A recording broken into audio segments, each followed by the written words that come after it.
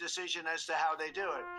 You would support certain states with bans monitoring a woman's pregnancy. Well, that would be up to the states. Again, they will make a decision as to how they do it.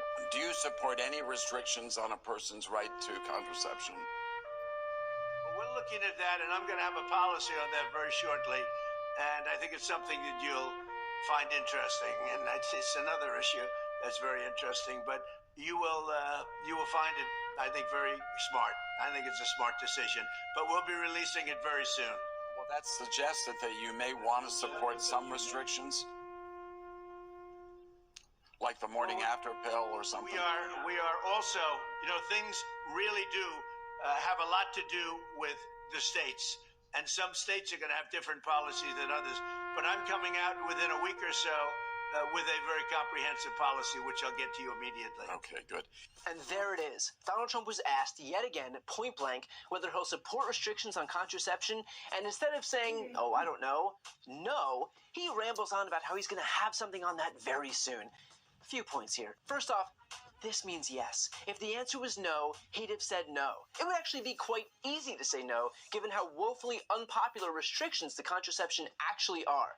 And yet the fact that he didn't say no is as clear an indication as you could possibly get that the answer in actuality is yes. Second of all, we're talking about contraception. This isn't even about abortion. This is about what people use to prevent pregnancy before, during, or after sex.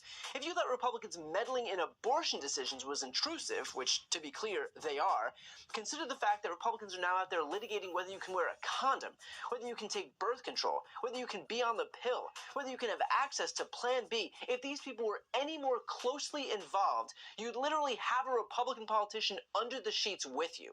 Notice, too, how Donald Trump started going back to his usual talking points about this being a decision for the states. So that we're clear, there are abortion restrictions or bans in 21 states. That's nearly half of the country. So saying it's a states issue is not some moderate position when a raft of those very states currently outlaw all abortions in all cases. Some criminalize doctors. What part of that is moderate? What part of that is popular? What part of that signifies freedom? When Donald Trump says that it's a states issue, what he's saying is that he approves of Texas's bounty law system where women can be hunted down and turned in for cash. What he's saying is that he approves of the fact that the entire South has become an abortion desert. What he's saying is that he approves of the fact that women have had their autonomy stripped away in a full half of the United States of America.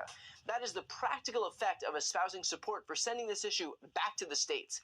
In fact, a couple of months back, that point was put on full display when Trump came out and said this. Many people have asked me what my position is on abortion and abortion rights.